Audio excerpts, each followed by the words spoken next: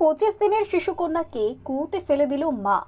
এই ঘটনায় এদিন চাঞ্চল্য শিলিগুড়ি পুর নিগমের 38 নম্বর ওয়ার্ডের সুকান্তনগর এলাকায়। মৃত অবস্থায় শিশুটির দেহ উদ্ধার করল দমকল কর্মীরা। ঘটনার খবর পেয়ে ঘটনাস্থলে দ্রুত পৌঁছে যান ওই ওয়ার্ডের কাউন্সিলর দুলাল দত্ত। প্রসঙ্গত ঘটনার খবর দেওয়া হয় পুলিশকে। ঘটনা সম্পর্কে জানা গেছে, মহিলার মানসিক অবস্থা খুব একটা ভালো ছিল না। এদিন এলাকার বেশ কয়েকজন দেখতে পান সেই মহিলা তার শিশুকন্যাকে ফেলে দিয়েছে এবং এরপরই এই খবর দেওয়া হয় আশিঘর ফাঁড়ির পুলিশকে। পাশাপাশি খবর দেওয়া হয় দমকল বিভাগের আধিকারিকদের।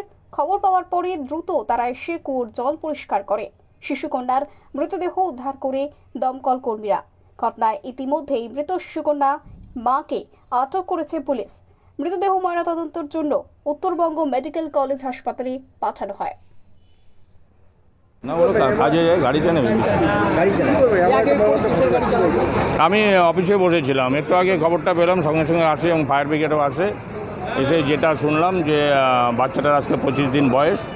বাচ্চাটা, ওর মা মানসিক রোগগ্রস্ত, মাঝে মাঝেই নাকি বলতো যে বাচ্চাটাকে ফেলে দিব কোথায়। তা ওর বাবা খুব নজরে রাখছিল, তবুও আজকে অঘটনটা ঘটে যায়। তার বাবা সকালে এসে, তার বাবা গাড়ি চালায়, সকালে এসে শুয়ে পড়েছিল, বাচ্চাটা পাশেই শুয়েছিল। তার মা কখন বাচ্চাটাকে নিয়ে কুয়োতে ফেলে দেয়। কুয়াটা কিন্তু ঢাকনা দেওয়া ছিল প্লাস্টিকে, সেই প্লাস্টিক খুলে দিয়ে বাচ্চাটাকে কুয়োতে ফেলে দেয়।